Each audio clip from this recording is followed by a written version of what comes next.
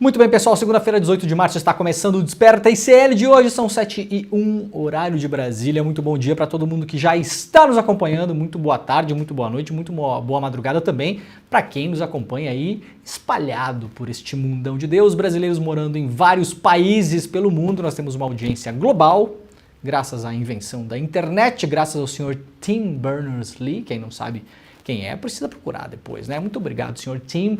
Criou a internet, não patenteou e deu ela de presente para a humanidade. Tudo bem que boa parte da internet deu errado, né? Mas não é culpa do nosso querido Tim Berners-Lee, que criou esta maravilha muitos anos atrás. Muito obrigado pela parceria de todo mundo que está por aí. Já estamos ao vivo em todas as redes sociais, no Twitter, na Twitch, no Instagram e também no Facebook.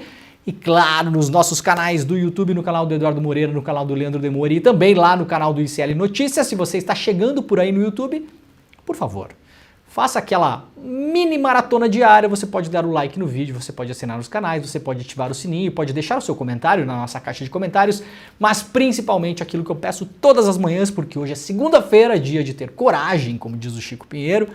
Compartilhe este programa com os seus amigos e também com o seu tio bolsominion para deixá-lo bem irritado e que a semana dele comece de uma forma muito irritante pela manhã. Muito bom dia também para quem nos acompanha pela TV aberta, para quem quiser acompanhar o Desperta ICL todas as manhãs pela televisão. Pela televisão, sabe o tubinho aquele que tem na sala das pessoas? Pois é, a gente está na televisão também, não só na internet. Se você mora em São Paulo e na Grande São Paulo, pode sintonizar a TVT. Se você mora em Salvador, na Bahia, pode sintonizar a TV Quirimurê. E se você gosta de ouvir este programa como se fosse o antigo, bom e velho radinho, nós estamos também lá na Rádio Heliópolis e na Rádio Brasil Atual. Então, muito bom dia, Heliópolis. Muito bom dia para todo mundo que nos acompanha por aí. Temos uma audiência crescente, aliás, no rádio e na televisão. Muita gente fala que ou a internet não pega muito bem no celular, ou não tem banda suficiente para acompanhar, porque ela vai embora rapidão, né? E depois não consegue fazer mais nada no celular. E também tem gente que fala que o celular acaba esquentando porque a pessoa passa a manhã inteira vendo o ICL. Essa pessoa é uma pessoa maravilhosa. Parece eu, né? Que gostaria de ter uma vida, mas não tem uma vida. Eu passo o dia inteiro vendo os programas aqui e comentando com os colegas lá no nosso grupo de WhatsApp. Faço isso pelo celular também, mas se eu estou em casa eu boto lá na televisão, que fica tudo muito mais fácil. Ou no carro muitas vezes, ou na moto, quando eu estou também de moto para lá e para cá, né? Coloco e escuto como se fosse um bom e velho radinho, porque os programas também funcionam dessa maneira. Então se você não consegue assistir, está no trabalho, está dirigindo, pelo amor de Deus, né? Não vai ficar olhando para a tela aí, você presta atenção no trânsito, meu filho e minha filha, né? Tá indo levar a galera na escola, tá indo buscar da escola, tá voltando do trabalho, essa hora muita gente volta do trabalho também, está indo para o trabalho, aos seus afazeres e tal, coloca o fonezinho ou deixa tocando no rádio, você pode ouvir como se fosse um programa de rádio. De fato, quando a gente mostrar alguma coisa aqui que tem que sinalizar, eu sempre tento fazer uma audiodescrição para facilitar a vida de todo mundo. Muita gente acompanha este programa como se fosse um programa de rádio matinal mesmo, para você estar ligado e ligada nas principais notícias do Brasil e do mundo, com uma diferença. A gente não fica só lendo notícia aqui, a gente dá o nosso contexto também. Mas é a sua opinião. Claro que é a minha opinião, enquanto eu não for substituído, né, por uma assistente virtual vendida pelo Jeff Bezos. Será, claro, a minha opinião aqui, mas eu procuro sempre dar um contexto e explicar as coisas da maneira mais fácil possível, mais acessível possível. Tem uma visão de mundo, tem um viés, porque afinal de contas, Jimmy, neutro é sabão de coco, né, Jimmy? Se você quer uma coisa neutra, você vai lá, compra um sabão de coco, tá tudo certo. Aqui a gente não tem neutralidade nenhuma, aliás, fica bem claro aqui. Agora, a gente trabalha em cima dos fatos óbvios que acontecem no dia a dia, fazendo uma leitura muito crítica da imprensa também, que é o papel deste programa para você despertar logo pela manhã.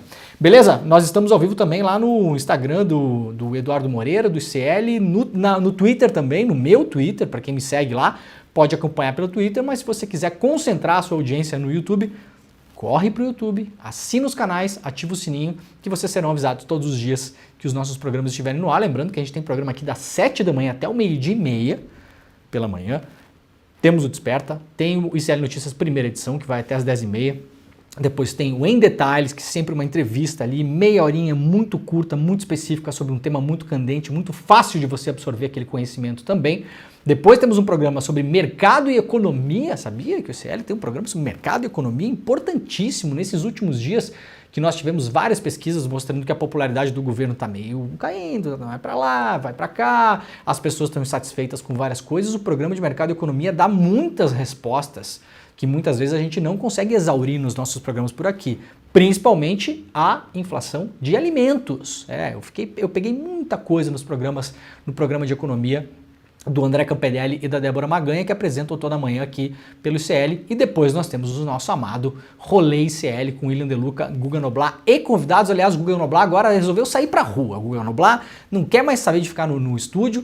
Eu não sei se vocês têm acompanhado o Rolê nos últimos dias, tá sensacional. O Guga tá indo todos os dias lá pro Congresso Nacional e fazendo aquelas entrevistas maravilhosas que ele já fazia no passado, tá trazendo isso agora pro Rolê. Ou seja, o Rolê tá um programa super dinâmico também, com repórter de rua, ouvindo o deputado, fazendo a polêmica, levantando as questões, e no meio da brincadeira, claro, é que a gente consegue aprender também, então tá muito bacana. Depois o ICL volta, eventualmente temos alguns programas sazonais à tarde, mas principalmente às 6 horas da tarde, ICL Notícias, segunda edição, com Chico Pinheiro e Gabi Varela. Segunda e terça-feira eu tô sempre lá com eles também, tá bom? Então, tem programa pra dedéu, como diz o carioca, né? Você pode ficar por aqui, fica tranquilo, que para além disso tem o nosso site, iclnoticias.com.br, então dá uma olhada no site, pega as notícias lá, fica ligado na sua dieta diária de informação, depois vem para os programas aqui que a gente vai dar as notícias, os contextos, sempre com especialistas, analistas e entrevistas incríveis para você ter o seu dia aí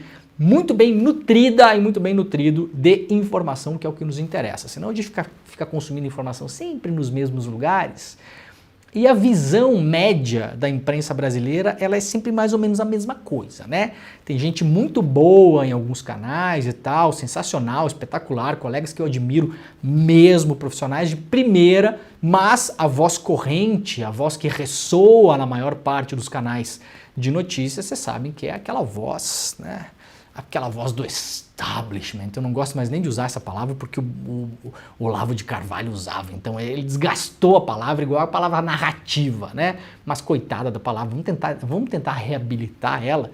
Então você fica nos canais de notícia aí, do dia a dia, sem perceber, quando vê você está repetindo igual papagaio de pirata aí os argumentos irrefletidos que vão passando aí pelas redes de televisão e pelos sites e pelas rádios também. Então fica por aqui que a gente vai pegar você pela mão e vai levar para o caminho do bem. Vai levar para o caminho do senhor, né, o Jimmy? O Jimmy tá feliz, o Jimmy, com o Flamengo? Como é que foi esse final de semana? Foi bom. Final. O Flamengo não vai perder mais, não, é? Não perde mais? Vai ser difícil. Perdeu um jogo esse ano só? Ainda? Ou perdeu mais um? Não perdeu nenhum. Não perdeu nenhum? Não perdeu nenhum. Não perdeu um jogo com os reservas no Carioca? Tomou um gol. Tomou só gol com o time reserva.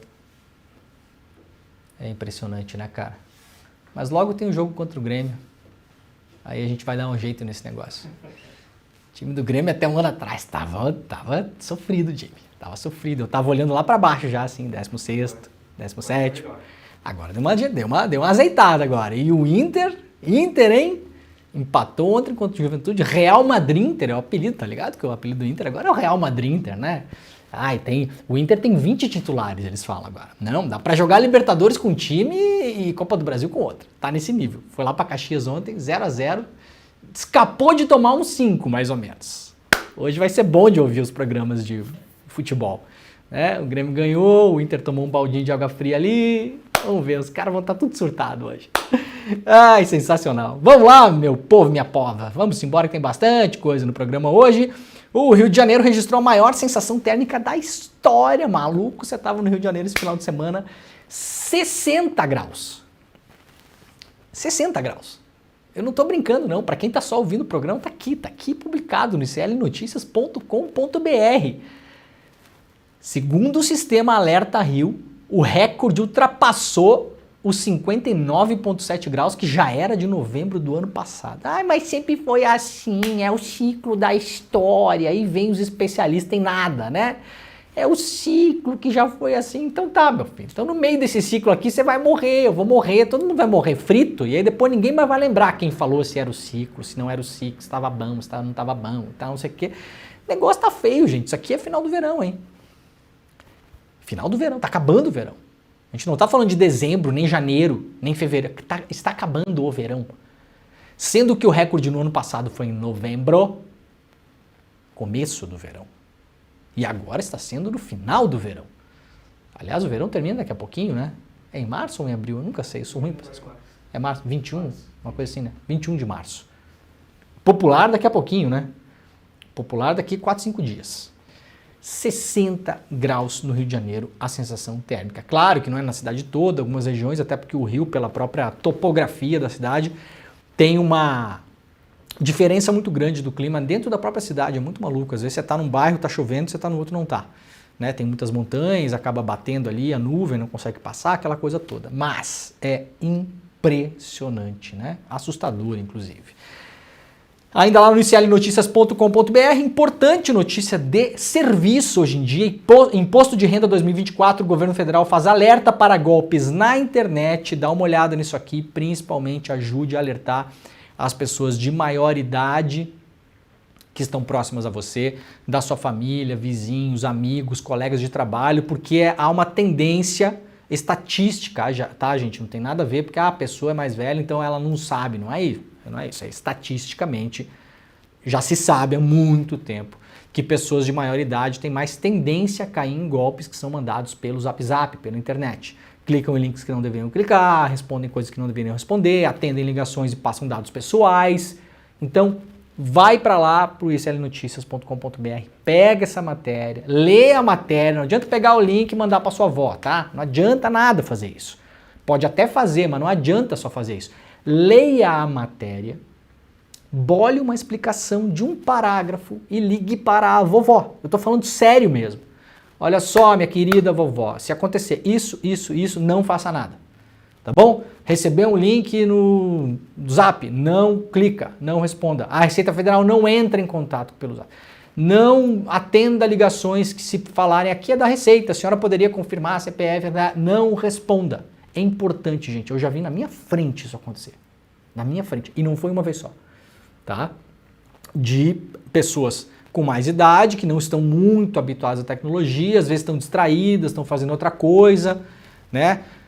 Muita gente já não tem mais uma capacidade biológica mesmo de estar ligado o tempo todo, ou já também não quer, né, gente? A pessoa foi ficando velha também não tá ali ligado em tudo que é coisa também, né? A vida tá em outro patamar, assim, também, né? Tá numa outra onda, uma outra história, tá bom? Então dá uma olhada nisso aqui, por favor.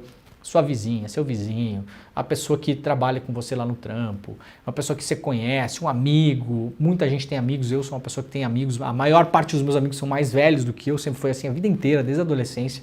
Então eu tenho amigos já numa idade que, pessoas que não tem nada a ver, gente, com a pessoa ser inteligente, estudada, não sei o que, tem nada a ver com isso, tá? É uma questão tecnológica, chega nesse momento a pessoa acha realmente que a Receita está ligando para ela.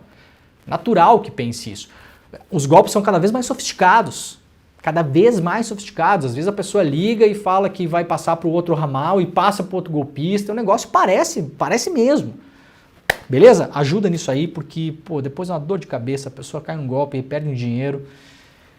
Para recuperar não é fácil, às vezes nem se dá conta que caiu num golpe. Vai se dar conta meses depois, aí já foi, já fez o Pix, já mandou dinheiro para não sei o quê, já passou o dado, a pessoa já usou o cartão do não sei o quê, já fez um empréstimo no nome do vô, da avó, do amigo, e vira um caos, vira uma zona.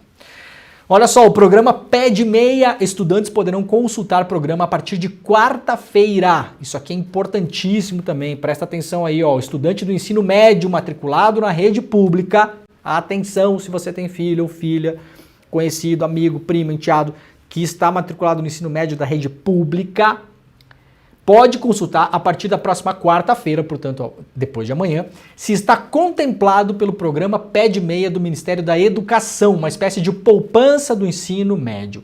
A informação está disponível no aplicativo gratuito chamado Jornada do Estudante. Não precisa decorar nada disso, depois vai para lá para o iclnoticias.com.br e dá uma olhada nisso aqui também. Para quem não estiver neste primeiro momento entre os beneficiados do programa, o MEC alerta que a lista não é definitiva, porque as informações estão sendo atualizadas pelas redes de ensino municipais, estaduais e do Distrito Federal, o que pode resultar na inclusão de novos estudantes da rede pública durante o ano letivo. Os alunos podem acompanhar a atualização da condição do aplicativo Jornada do Estudante, como eu já falei aqui, vai lá na sua loja de aplicativos, escreve Jornada do Estudante, baixa o aplicativinho bonito lá, que lá vai ter todas as informações sobre esse programa. E isso é, de fato, um programa para fazer poupança, né? O PEDME é um incentivo financeiro educacional pago na modalidade de poupança aos estudantes matriculados no ensino médio público. A política prevê o pagamento de incentivos anuais de até R$3.000 por beneficiário, conforme tabela abaixo. Ao final da etapa do ensino, nos 3 anos do ensino médio, o valor pode atingir R$9.200 para cada estudante. Ou seja, o programa criado esse ano, né? Você pode sair do ensino médio aí com uns R$10.000 na mão. Ai, Leandro, é pouco. Bom, se você acha pouco, é porque você não precisa, possivelmente. Mas tem gente que R$9.000, R$10.000 é muito dinheiro. A diferença entre você sair do ensino médio com esse dinheiro ou sem, ela é colossal.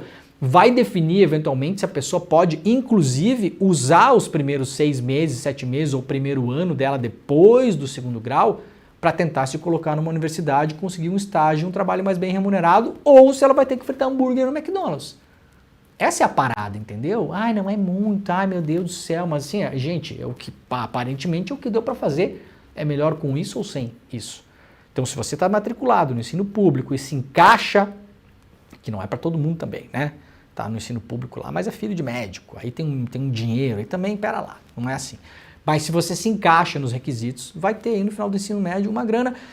Ajuda, inclusive, a manter a pessoa na escola, porque a própria família vai falar ali, não, fica aí e tal, de repente precisaria sair para estudar e o pai e a mãe falam, não, fica aí porque você está fazendo uma poupancinha, está estudando e a gente vai dando conta aqui. Ah, mas esse dinheiro não pode ser sacado durante o ensino médio. Não pode, mas tem muita família que faz provisão financeira para quando o filho sair do ensino médio. Então você imagina uma família ali que ela está poupando todo mês R$200, tirando do seu orçamento R$200, R$150, R$90, R$320, seja lá quanto for, ela está tirando ali o que ela consegue, espremendo e colocando numa poupança à parte, pensando o seguinte, quando a minha filha e meu filho saírem do ensino médio, esse dinheiro aqui é para fazer uma matrícula em algum lugar, fazer um curso profissionalizante, se inscrever numa universidade, ou conseguir passar numa universidade pública, eu conseguir pagar ali durante o primeiro ano transporte, um material alimentar, uma comida lá no intervalo, aquela coisa toda. Então a família já despressuriza essa parada, já não precisa fazer, porque já está rolando a poupança lá, tá bom? É importante, é legal sim, é legal pra caramba. Vamos lá para o iclnoticias.com.br, uma apuração aqui exclusiva da nossa Heloísa Vilela. Funcionários da Caixa Econômica Federal denunciam que banco passa por privatização camuflada.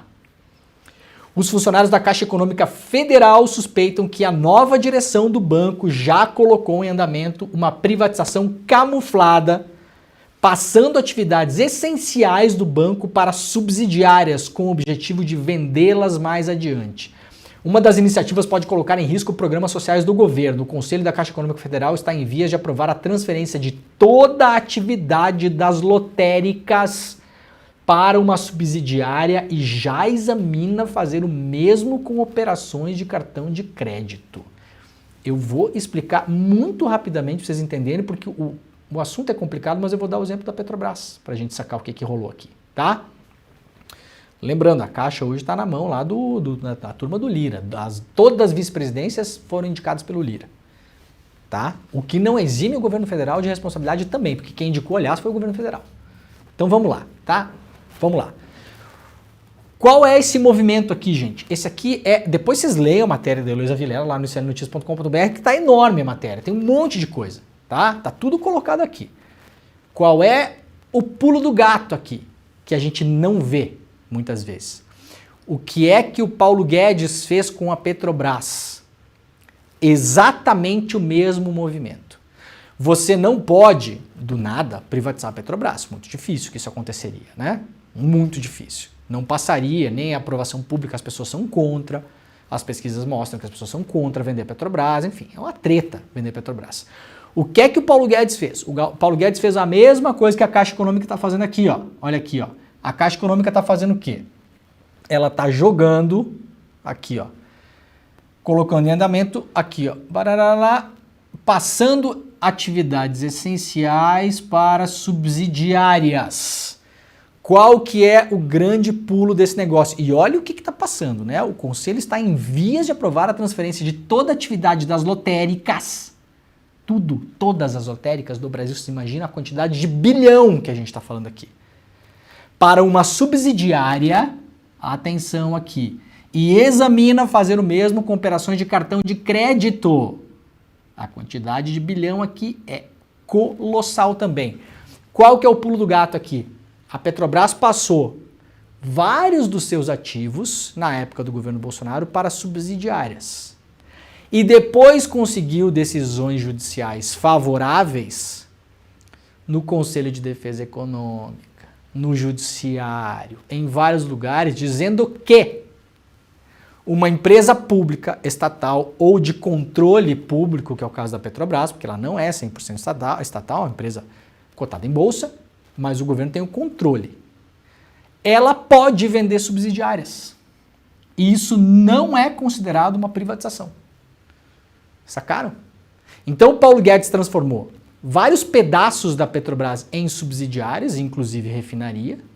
Posso estar falando uma grande bobagem aqui, mas a RLAM, que é a refinaria que foi vendida lá no Nordeste, primeira refinaria criada pela Petrobras na história, foi colocada como subsidiária. Ela e outros ativos, como se chama. Então você pega a empresa, você vai cortando uns pedacinhos dela pela lateral assim e fala, não, isso aqui não é Petrobras.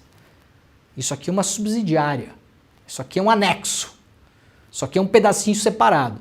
Aí depois o governo Bolsonaro foi lá para os conselhos de economia, no judiciário, e falou, posso vender a Petrobras assim, privatizar assim? Não, peraí, isso aí é uma outra coisa, uma outra treta, é mais difícil. Mas subsidiária é considerado Petrobras? Não, isso aí pode vender. Esse movimento aqui é o mesmo, gente. É o mesmo. Você pega ativos da Caixa, joga para subsidiárias e depois você vende a subsidiária. Aí vai lá o Jorge Paulo Lema, isso aqui, querem apostar quem é que vai querer comprar isso aqui? Atividade de lotérica, que é onde está o quê? Jogo. Querem apostar que as empresas de bets, de aposta, as que patrocinam o nosso futebol aí, que patrocina a televisão toda, aposto o que vocês quiserem que vai aparecer empresa de bet querendo comprar isso aqui. Que tem dinheiro pra caramba, vai pagar um preço abaixo do mercado e vai tomar conta de todas as lotéricas do Brasil. É o mesmo movimento. Atenção, leiam a matéria da Heloísa Vilela. Isso aqui, quando a gente piscou o olho, foi embora. Tá? Atenção, governo Lula! Vocês estão dormindo aí ou estão a favor disso aqui? Como é que é o negócio? Como é que está funcionando aí? Ué, vai fazer a mesma coisa com a Caixa Econômica que fez com a Petrobras? Governo Lula, atenção, hein? Vamos acordar aí, gente. Isso aqui está servindo aos interesses de quem? Passar atividades da Caixa para subsidiárias que depois vão dar o mesmo golpe que deram lá no Paulo Guedes? Tá? Atenção. Espero que tenha uma explicação plausível para isso aqui tudo. Tá? A gente está levantando a lebre aqui para todo mundo ficar atento. Eu estou dizendo, na Petrobras foi assim. Primeiro passou tudo para subsidiária. Depois foi lá perguntar se podia vender subsidiária. E aí conseguiu o aval de todo mundo que precisava. CAD, não sei o quê... e judiciário, e AGU, e não sei quem mais estava envolvido lá, um monte de gente falando, não, pode, subsidiária, pode, manda ver. Não é Petrobras, subsidiária é outra coisa. Tá? O nome do que foi feito durante o governo Bolsonaro com a Petrobras é golpe. É um golpe administrativo. Você vai lá e você faz um golpe administrativo, você faz uma maquiagem, você faz uma maquinação, entendeu? Fica usando linguagem burocrática para dizer que uma coisa não é uma coisa, é outra coisa. Basicamente isso. Você muda a estrutura burocrática da empresa para poder vender ela sem chamar de privatização. O governo Lula, os senhores vão fazer a mesma coisa com a Caixa Econômica aqui só para saber. Só para saber. Tomara que não, né? Tomara que alguém apareça e diga, não é nada disso, espera aí, a gente não vai fazer isso. Segura lá. Leiam a matéria completa que está lá no site do iclnoticias.com.br. Isso aqui é defesa do interesse nacional. Exposição traz material inédito do ícone do cinema brasileiro, Zé do Caixão. Achei muito legal isso aqui. Uma mostra em São Paulo traz materiais inéditos. Zé do Caixão, que foi um cineasta gigantesco. Eu já vi um documentário sobre a vida dele, quando tava muita gente fazendo cinema no Brasil, cinema de arte, cinema de protesto, não sei o quê. O Zé do Caixão tinha volta no quarteirão para ver os vídeos dele. Era o cara mais esperado, mais aclamado. É realmente impressionante e teve várias das suas obras censuradas pela ditadura, aliás. Mudaram diálogos, fizeram ele mudar cenas, não podia filmar uma coisa, não podia filmar uma outra, até em relação à religião, fizeram ele mudar o final de um filme clássico dele, eu não vou lembrar qual filme agora, né, que tinha um diálogo final lá, que acho que envolvia o diabo e um outro cara, e o cara falava que eu não acredito em Deus, um negócio assim. A ditadura fez mudar o negócio lá, dizendo que acreditava em Deus, sim. Então, foi perseguido pela ditadura, inclusive o Mujica. Essa exposição está lá em São Paulo, chama-se Muito Além do Zé do Caixão, do José Mujica Marins. Para quem quiser saber local e horários, aquela coisa toda, vá lá para iclnoticias.com.br também. Vamos lá para a coluna da Juliana Dalpiva, lá no ICL Notícias. Alvo da Polícia Federal, Carlos Bolsonaro submerge e presidência do PL no Rio é incerta. Carlos não acompanhou o pai, o ex-presidente Jair Bolsonaro, no evento de pré-candidatura do Alexandre Ramagem, que aconteceu nesse final de semana na quadra de uma escola de samba comandada por um bicheiro mafioso. Por acaso, só por acaso.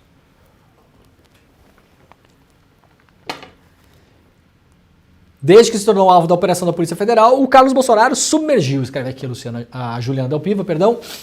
Ele sequer acompanhou o pai no evento de pré-candidatura do Ramagem, o seu apadrinhado político à Prefeitura do Rio de Janeiro. O evento ocorreu no último sábado na quadra da Escola de Samba Mocidade Independente de Padre Miguel. Antes da operação de busca e apreensão em seus endereços em janeiro, Carlos era visto frequentemente na sede do partido no Rio. Após o episódio, segundo bolsonaristas, ele esteve lá apenas uma vez, tá sumidinho, né? Sumidinho, Carlos Bolsonaro, só esperando os próximos movimentos. Polícia Federal aponta a conexão do gabinete do ódio com relatórios mentirosos sobre as urnas. Reportagem lá do ICL Notícias assinada pelo Igor Melo, que é o nosso mais novo chegado também. E aí mais um repórter chegando na casa também. Parabéns, seja muito bem-vindo, Igor. Já estreou com matéria numa segunda-feira, o que é sempre maravilhoso, né? O site está crescendo, gente, eu tô falando. Acesse o iclnoticias.com.br, porque tem um pouco de tudo que está rolando na imprensa, com uma curadoria feita especialmente para você não perder tempo com Big Brother, com não sei o quê. Quer perder tempo com Big Brother? Pode perder também. Não estou fazendo juízo de valor. Já perdi muito, inclusive. Não tem problema. Né? Mas lá no ICL Notícias a gente tenta levar a coisa de um jeito que não gaste muito a sua vida também, tá bom? E aí tem reportagens exclusivas também, como essa aqui, assinada pelo Igor Melo hoje.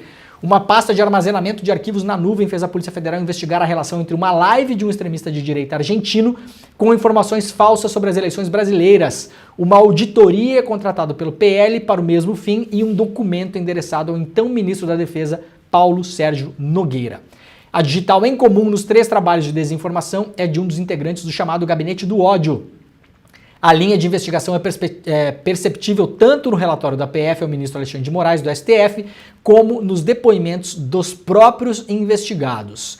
Alvo de busca e apreensão da PF em fevereiro, o Tércio Arnaud, que era um assessor do Bolsonaro, deixou digitais na campanha de desinformação contra as urnas eletrônicas. Em interrogatório realizado no dia 22 de fevereiro, a PF indica que Arnaud foi um dos articuladores da live do consultor político Fernando Cerimedo, expoente da extrema-direita argentina, que divulgou informações falsas contra o sistema eleitoral. Para autoridades, a escolha do argentino para atacar a credibilidade da eleição presidencial tinha como objetivo driblar a decisão do TSE, que determinou a retirada de diversas notícias falsas contra as urnas. Isso aqui é onde a investigação lá que já rola no STF há um tempo, né? Do gabinete do ódio, fake news e tal, ela se cruza com a investigação do golpe. E isso reforça mais uma vez o foro de tudo isso no STF. Porque atenção, isso é uma coisa que a defesa do Bolsonaro e de outros que hoje são investigados e podem se tornar réus no futuro, vai atacar. Olha, o STF não é o lugar pra gente tocar esse negócio aqui. A gente tem que mandar lá. O Bolsonaro vai querer mandar para onde será? Lá para Barra do Ribeiro, lá para o juizado lá de Barra do Ribeiro, nem sei se tem juizado lá. Lá para o juizado lá de onde? Lá, do lado da casa do Bolsonaro, do vizinho dele. O Bolsonaro vai querer, né? Isso vai ser a articulação. Mas conforme esses inquéritos todos, eles vão se complementando, a coisa vai ficando mais difícil de você argumentar que o foro não seja o STF. Essa questão já foi debatida no ano passado, aliás. O STF, por maioria, decidiu que os processos ficam no STF, tanto é assim que já há vários condenados do 8 de janeiro, condenados no STF, mas é uma discussão que eventualmente pode ser reaberta no futuro. General viveu metamorfose e ascensão inesperadas com Bolsonaro e hoje é alvo da PF. Batista Júnior coloca Paulo Sérgio Nogueira entre os aliados de Bolsonaro que aceitariam discutir ações golpistas e evitar a posse de Lula. Matéria publicada na Folha Press e republicada aqui no ICL Notícias, assinada pelo repórter César Feitosa. Esse aqui é o Paulo Sérgio Nogueira, o ex-ministro da Defesa do Bolsonaro, cujo nome hoje está na boca dos generais, do ex-general, o ex-comandante do Exército, do ex-comandante da Aeronáutica e de outras pessoas, sendo apontado como um dos caras que estava de mão dada com o Bolsonaro até o finalzinho da tentativa de golpe de Estado. Então aqui escreveram uma espécie de mini perfil dele, tá bem interessante, também tá lá na capa do nosso site. Apuração na Rússia indica a vitória de Putin com mais de 80% dos votos. Quem poderia imaginar, né? Será que não tem bet para apostar em algumas eleições do mundo? Eleição na Rússia. Pode botar todo o seu dinheiro, Jimmy. Bota tudo lá. Bota tudo. Quem vai ganhar? Putin. Vai. 100% de retorno. Isso aqui dá mais retorno que a Selic do Roberto Campos Neto na época do Bolsonaro. Isso aqui tava mole, né? A Rússia com suas contradições, com a sua importância, aquela coisa toda, mas, né, gente, vamos combinar. Relatório de urna selou o divórcio de generais e plano golpista de Bolsonaro. Saulo Pereira Guimarães, outro excelente repórter, lá agora dessa vez lá do UOL, publicou essa reportagem hoje, mostrando como um relatório que foi feito, lembra que o Exército foi para a comissão eleitoral lá, convidado pelo TSE, aquela coisa toda, e produziu o seu próprio relatório e chegou à conclusão que nada se concluía. Lembra a conclusão do relatório? Vamos lembrar, isso é importante. Porque agora tem um monte de militar saindo como legalista aí, né? Tá todo mundo dizendo, não, golpe, não, imagina, golpe, nunca nem ouvi falar. Imagina, até ameacei prender quem falou nisso, né? É o clássico, o golpe tá aí, acredita, cai quem quer, né? Tudo bem, tá bom? Vamos lá. O Exército, na época, as Forças Armadas, fizeram uma espécie de relatório lá, fizeram todo um alarde que iam fazer um relatório, que iam investigar as urnas, e isso foi usado pelo bolsonarismo na eleição até não poder mais. Olha só, o Exército está indo lá agora investigar as urnas. Quando eles concluíram que não tinha fraude nenhuma lá, demoraram um tempo, porque eu lembro muito bem, para divulgar o relatório. Divulgaram uma nota, se eu não me engano, no site do próprio Exército Brasileiro. Vou até fazer questão de buscar isso aqui depois para tentar trazer amanhã. Divulgaram uma nota dizendo que não podia concluir nada. Então, os senhores, para além de tudo, os senhores não vêm querer passar a perna na gente porque a gente tem memória. Tá? Se tem uma coisa que esse programa aqui tem é memória. Eu sou bom de memória, gente. Pode passar 1 ano, 2, 3, 5, eu lembro. Eu vou lembrar sempre. Tá? Eu lembro muito bem que os senhores fizeram a sua auditoria aí. Que bom que estamos sabendo agora que internamente os senhores viram que não tinha fraude na urna. E que isso eventualmente serviu para separar aí os senhores da ideia golpista do Bolsonaro, o que quer dizer que até o dia do relatório os senhores estavam de mão dadas com o Bolsonaro, na ideia de golpe, na ideia de permanecer no poder, de evitar que o Lula assumisse, de refazer as eleições, de fechar o TSE, de prender o Xandão. Posso imaginar que tinha muita gente ali a favor disso. Aí fizeram a auditoria e chegaram à conclusão que não tinha coisa de fraude nenhuma. Internamente agora parece que os senhores estavam convencidos. Mas a nota que os senhores soltaram na época é uma nota vagabunda. Não tem outra palavra para isso. Não podemos concluir que tem ou que não tem, ou que talvez possa ter, mas a gente não conseguiu ver se talvez tem ou se talvez não tem. Esse era o tom da nota que os senhores soltaram na época.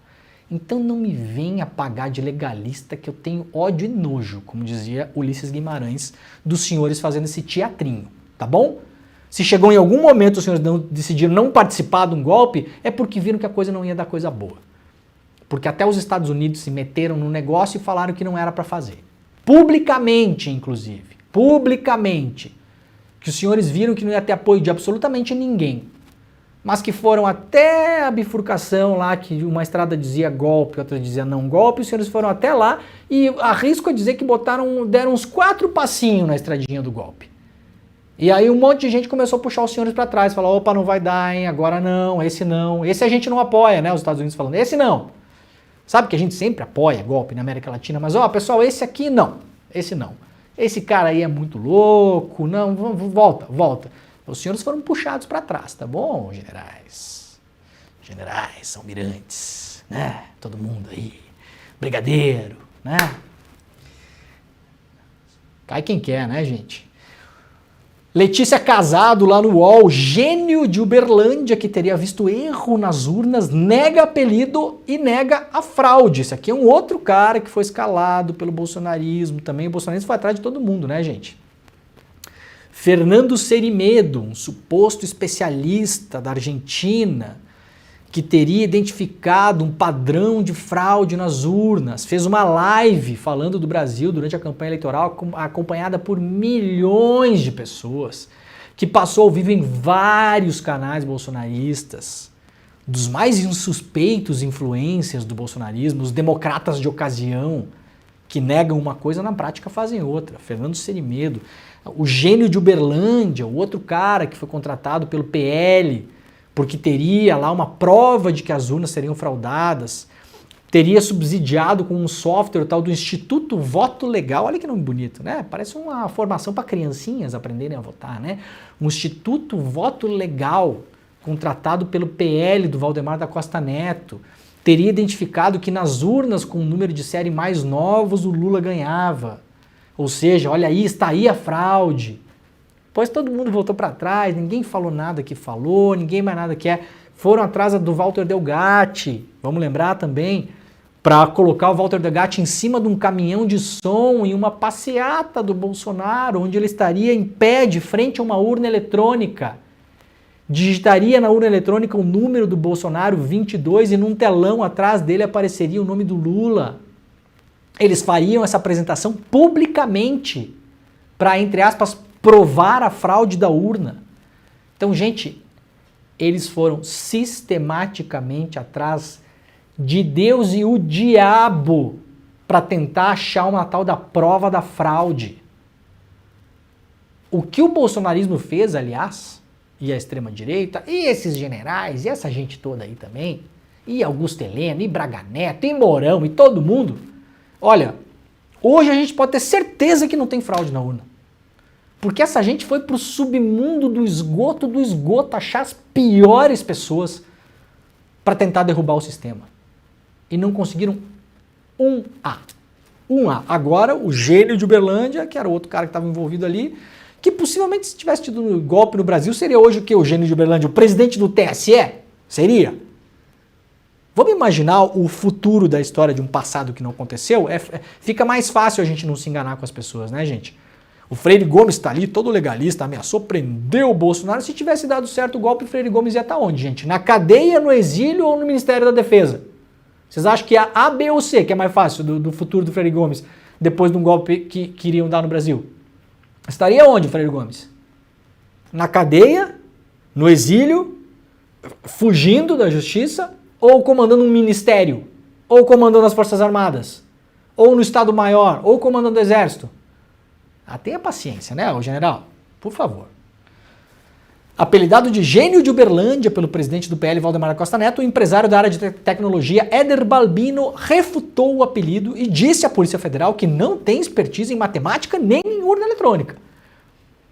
No entanto, quando foi contratado para fazer esse trabalho, tinha expertise em urna eletrônica. O senhor sabe fazer tal coisa? Sei.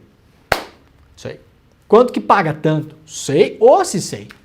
Aí a hora que apertou na frente da PF, não sei, não tenho expertise, não sou gênio. Imagina o cara chegar na frente do delegado e ter que falar assim: senhor delegado, eu quero declarar uma coisa muito importante aqui com o meu advogado. Eu não sou um gênio. É espetacular, né? O depoimento consta no inquérito das milícias digitais, aí, ó, que apura a tentativa de golpe orquestrada por Bolsonaro e aliados no final de 2022.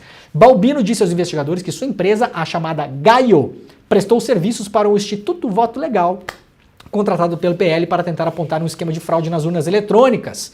Ele afirma ter recebido R$8.000 para fazer enquetes sobre a intenção de votos à véspera do segundo turno. O Instituto desistiu da pesquisa, manteve o pagamento e ele disponibilizou seu software para esse Instituto Voto Legal, segundo o depoimento do Balbino.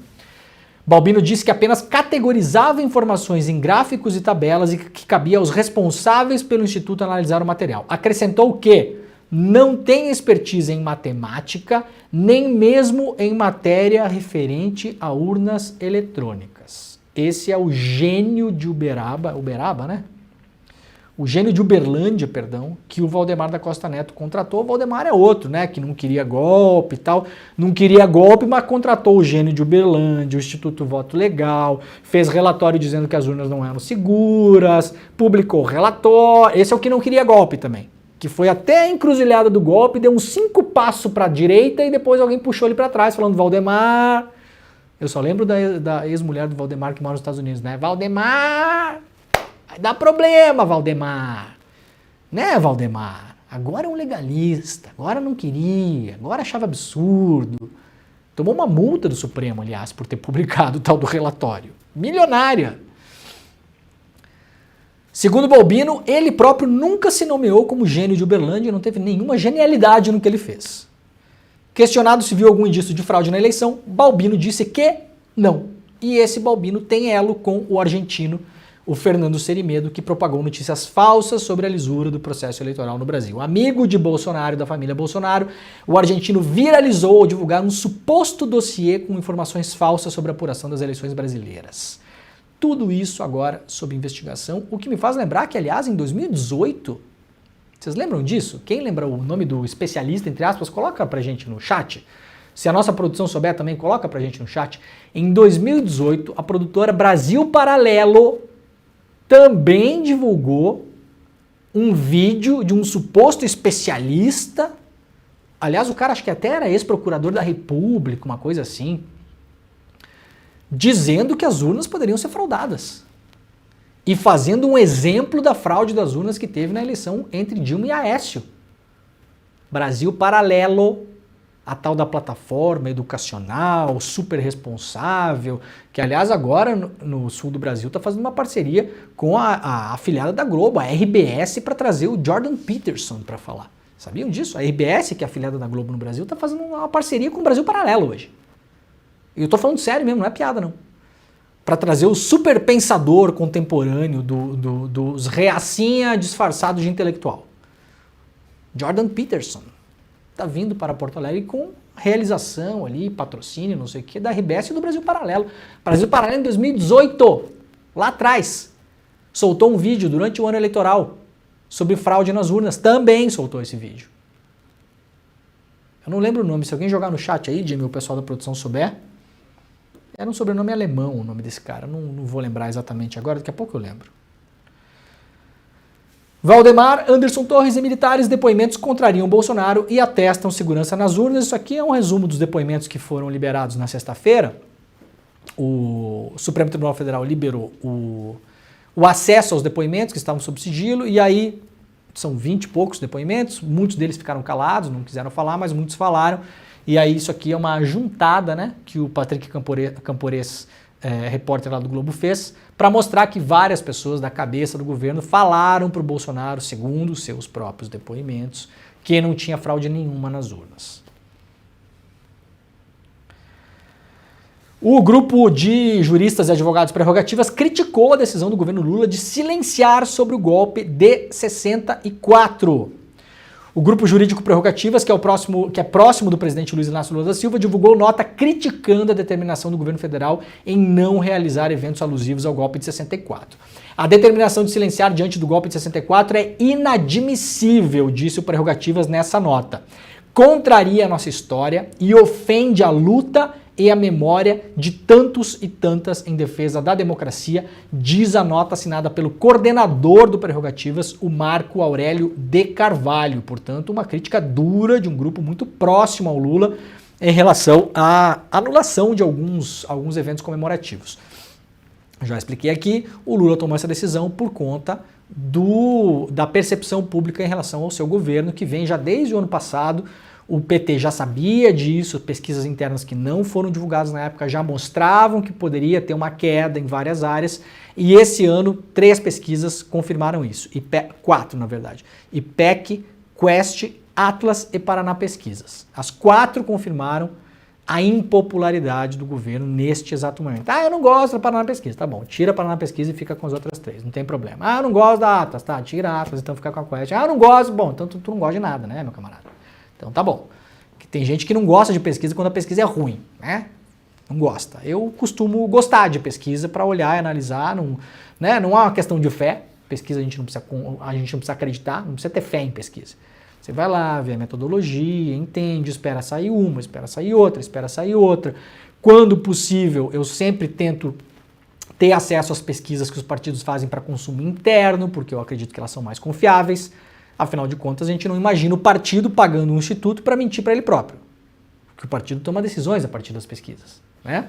Então, se o partido contrata um instituto, é porque acredita naquilo. Senão, não o contrataria. Então, essa é a decisão do Lula para tentar estancar um pouco o clima, né? Ver se o clima melhora para evitar que tenha mais pressão aí da família militar, dos seus agregados, de empresários que financiaram o golpe também, que estão preocupados, né? Velho da van, o cara lá da construtora lá de São Paulo, como é que é o nome do cara? Como é que é o nome do cara lá? Esqueci, enfim. O cara do hambúrguer, né? Essa galera toda, o cara do agro, os din-din-arados todos que bancaram a brincadeira, a aventura golpista. Não foi a dona Fátima de Tubarão que pagou a festa. A festa da Selma, que aconteceu no dia 8, quem pagou a festa da Selma? Essa galera tá toda preocupada também. TV Globo, o Ministério Público de Alagoas defende que a emissora rompa com Fernando Collor. O contrato da TV Gazeta acabou dia 31 de dezembro do ano passado, após 48 anos, mas uma liminar mantém a concessão. A TV do Collor está ainda transmitindo a Globo lá nas Alagoas, mas a Globo quer cair fora desse negócio. Tem uma briga gigante lá. Aparentemente, o grupo Gazeta lá tá mal das pernas. E aí agora o MP entrou nessa história dizendo que, sim, se a Globo quiser romper o contrato, pode. Romper o contrato é o fim de uma era, né? 50 anos a Globo sendo transmitida pela família Collor lá nas Alagoas. Vocês imaginam o estrago que esse negócio causou na democracia brasileira. Não é pouco, não. É meio século. Meio século, assim, daquela visão de mundo gostosa, que é aquela que a gente gosta, né? Fundo Amazônia tem metade dos projetos em atraso e fila de pedido de verbas. Matéria produzida aqui pelo Rafael Neves lá no UOL, matéria bem extensa sobre o Fundo Amazônia.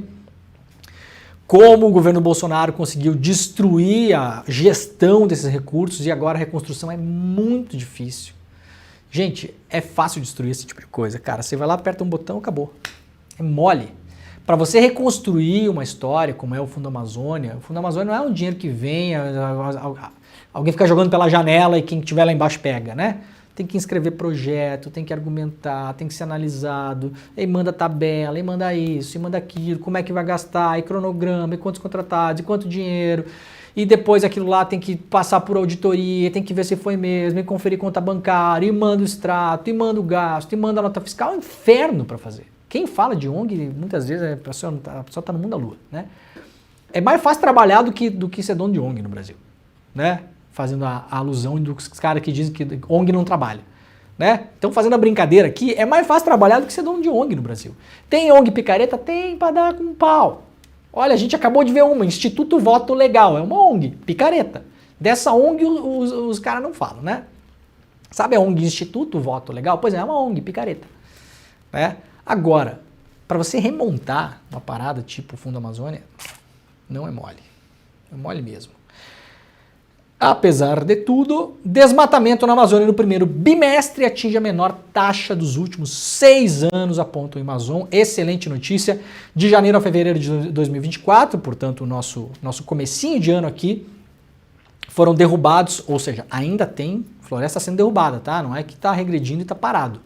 Ainda tem desmatamento, mas a coisa começou a despressurizar para cima da floresta. Finalmente, não é a primeira vez que sai um relatório como esse, já saíram outros. Então, a tendência de cair o desmatamento ainda é muito forte.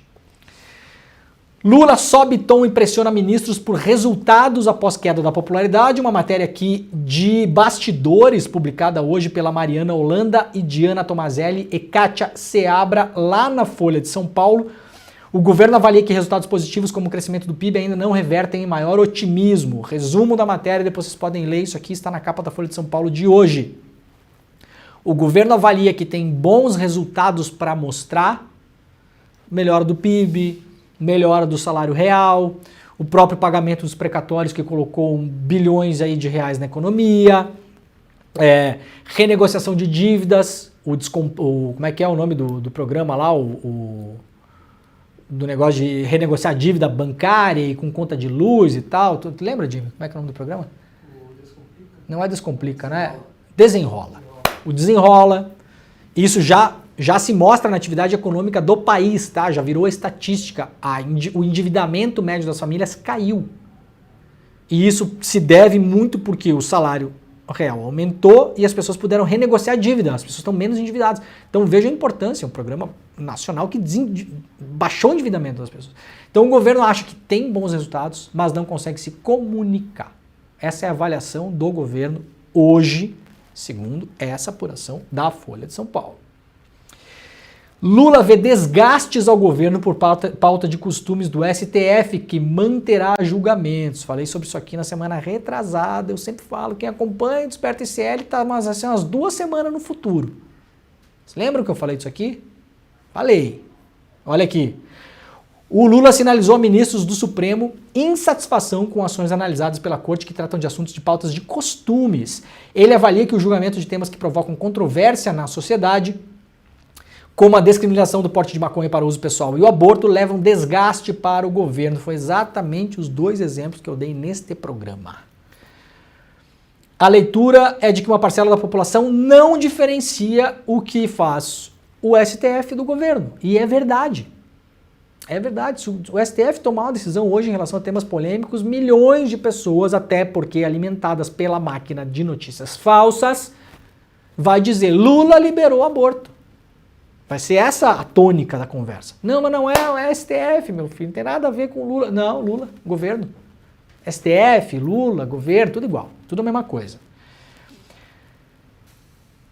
O presidente do STF, o Barroso, no entanto, já demonstrou que pretende seguir com essa agenda adiante. O Lula levou a pauta de preocupação a 3 ministros, Gilmar Mendes, Cristiano Zanin e Flávio Dino. Segundo auxiliares, o presidente não tenta impor a posição, mas deixa a contrariedade evidente. A boa relação do Planalto com a Corte é citada como um elemento que abre caminho para esse tipo de conversa.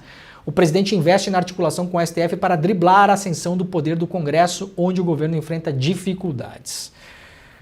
Isso aqui vai ser uma luta do governo também. Eu acho, tá, que mesmo o Barroso querendo levar para frente, a sensação que eu tenho é que, principalmente, a questão da maconha, para diferenciar usuário de traficante, esse ano não volta mais à pauta. A sensação que eu tenho. Está neste momento suspenso o julgamento em pedido de vista. Em relação ao aborto, há uma outra discussão a ser feita também. Evidentemente, eu não sei, ninguém sabe o que vai acontecer, mas eu acho que essa também esse ano não volta. Vamos ver o que acontece daqui para frente. Caso Robinho, corte que vai analisar a pena por estupro tem só 3 mulheres, matéria da Letícia Casado, publicada lá no UOL de hoje. O STJ começa a discutir na próxima quarta-feira, portanto dia 20 agora. Aliás, esse julgamento vai ser transmitido ao vivo no canal do STJ. Se o Robinho deve cumprir pena por estupro no Brasil. O caso vai ser analisado pela Corte Especial, composta por 15 ministros. Dos 15, só tem 3 mulheres. Significa, não significa, ajuda, atrapalha, não tem nada a ver, meritocracia, não merece, não tem, bababá. Bom, aí vocês façam uma discussão aí na casa de vocês. Tá? O quanto isso interfere num julgamento como esse, para mim, é evidentemente que interfere. Quando você tem 15 pessoas julgando o cara, sendo que só 3 são mulheres. A gente pode imaginar que a imensa maioria dos homens que estão lá nunca nem pensou nesse caso. É a primeira vez que vai lidar com um negócio desse. Ou boa parte deles. Muito bem. Robinho que está condenado lá na justiça, né? Justiça espanhola decidirá na terça-feira se Daniel Alves poderá deixar a prisão, lá publicado hoje pelo Brasil 247. Tem duas coisas envolvidas. Primeiro, que ele pode deixar a prisão para responder eventualmente em liberdade. E outra coisa que ele pode fazer é fazer um acordo com a justiça espanhola. Ele seria solto, seria enviado de volta para o Brasil. E, em troca, ele seria expulso da Espanha. Ou seja, não poderia mais retornar à Espanha. Não sei se quando ele será enviado para o Brasil ele vai cumprir pena aqui. Porque senão o cara vai sair impune, né? Expulso da Espanha e o Brasil que se vire com ele. Ou se vai ter que ter um outro julgamento, ou se o julgamento vale, se não vale. Isso é uma grande incógnita ainda em cima do caso Daniel Alves. Bom, o Robinho já falei, julga-se hoje, né? Começa na quarta-feira o julgamento. E eu acho que não temos mais quase nada aqui. Tem uma coisa importante que eu queria colocar aqui, deixa eu ver aqui. Aqui, isso aqui, última notícia do dia, nós estamos aí com quase 19 mil pessoas, 19 mil aparelhos conectados online, muito obrigado. Isso aqui só na internet, fora as pessoas que nos acompanham pela TV e pelo rádio, então aí passamos largamente aí das dezenas de milhares de pessoas acompanhando este programa. Muito obrigado, muito boa segunda-feira para todo mundo. Daqui a pouquinho está começando o ICL Notícias primeira edição e hoje eu estou lá no ICL Notícias segunda edição a partir das 6 horas da tarde. Mas olha só, uma última notícia muito rapidamente aqui. A fala que teria derrubado, que derrubou na verdade o número 2 da ABIN, agora no governo Lula, número 2 da ABIN, não é atribuída diretamente a ele. Isso aqui é um problema grave da investigação e da consequência da investigação. Por quê? O número 2 da ABIN, que caiu agora, o Alessandro Moretti, ele foi mandado embora da ABIN pelo governo Lula. Por quê? Porque informações iniciais da investigação da PF em relação à ABIN paralela davam conta de que o Alessandro Moretti, em uma reunião com agentes da ABIN, atualmente, hoje, governo Lula, tá, gente? Teria dito que a apuração da PF para tentar identificar o uso da ABIN, o uso político e ilegal da ABIN durante o governo Bolsonaro, seria uma ação, uma investigação com fundo político e queria passar. Então, a PF falou, olha só, o Alessandro Moretti, que é o 2 da ABIN, eles estão dificultando o nosso trabalho lá dentro. Que a gente está apurando a ABIN paralela, mas o cara que está hoje lá, que foi colocado pelo Lula, o número 2, está dificultando. Aliás, o número 1 também responde nesse inquérito. Como assim está dificultando? Porque ele falou que a investigação tem um fundo político e que ela vai passar.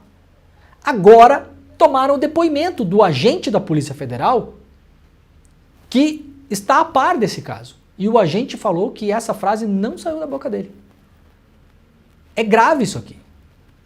Eu vou voltar a repetir. Vazamento de informação seletiva de operação da Polícia Federal, seja feito por quem quer que seja, sempre vai contar uma história parcial, mal contada e, por vezes, no fim das contas, em boa medida, armada.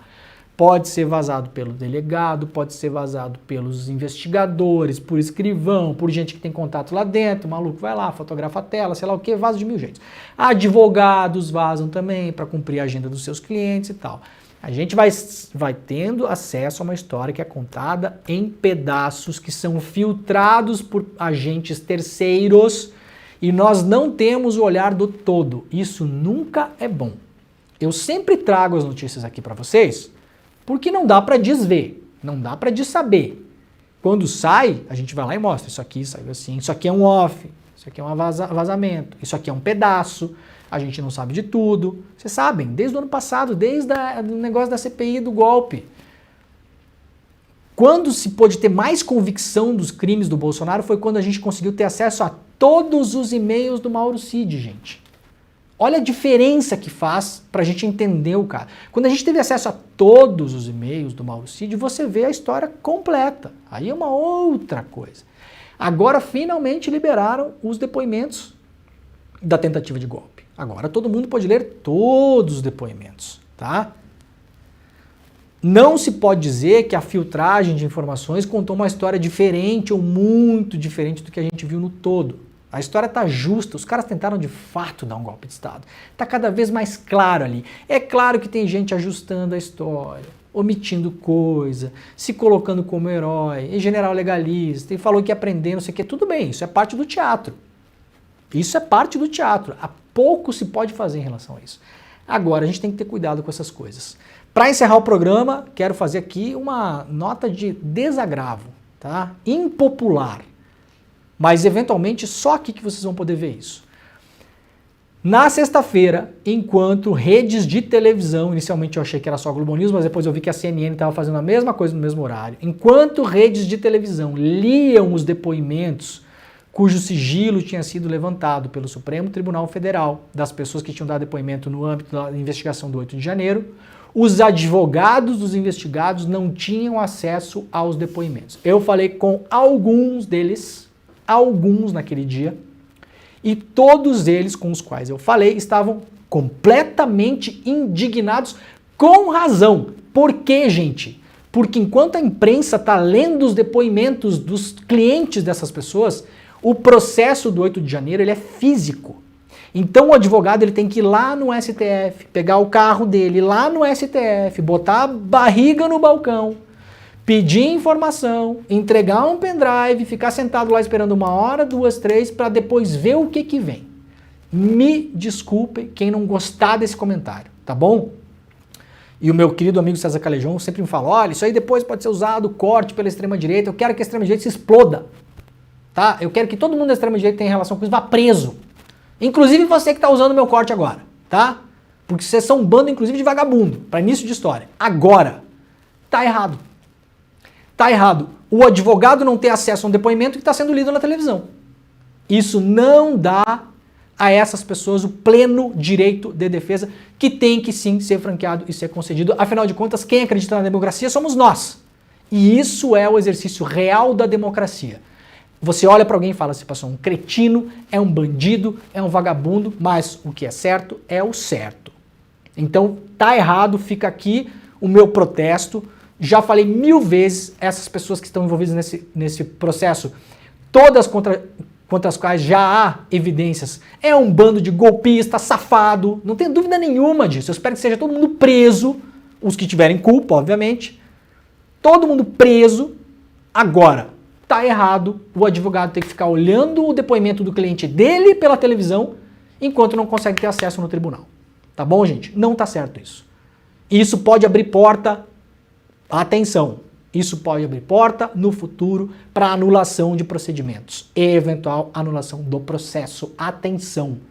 Eu tô falando isso aqui porque eu quero ver essa gente presa pelo máximo de tempo possível e não o mais rápido de qualquer jeito. Tá bom? Fica o protesto, está começando o ICL Notícias, primeira edição. Amanhã a gente está de volta. Beijo grande, tchau. Esse é simplesmente o livro mais importante que eu já li em toda a minha vida. O Daniel Gilbert, um dos autores mais reputados no mundo no campo da psicologia social, descreve também como o melhor livro já escrito no campo da psicologia social. O Elliot Aronson, autor de O Animal Social, ele é o único psicólogo americano a ganhar os 3 principais prêmios da psicologia nos Estados Unidos. Melhor professor, melhor autor e melhor pesquisador.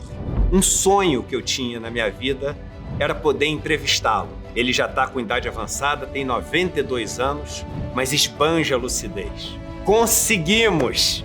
E vamos trazer esse presente para toda a nossa comunidade. No dia 7 de abril, um domingo às 8 horas da noite no horário de Brasília, Elliot Aronson vai nos dar uma entrevista sobre o conteúdo do Animal Social, esse livro que mudou a percepção do mundo inteiro sobre o porquê as pessoas agem da forma como elas agem. Quer se inscrever nessa aula histórica gratuitamente? É só clicar no link que vai estar aqui junto com esse vídeo. Bora assistir, mudar a nossa visão de mundo juntos e chamar nossos amigos para participar desse movimento também. Conto com vocês na aula. Um abraço.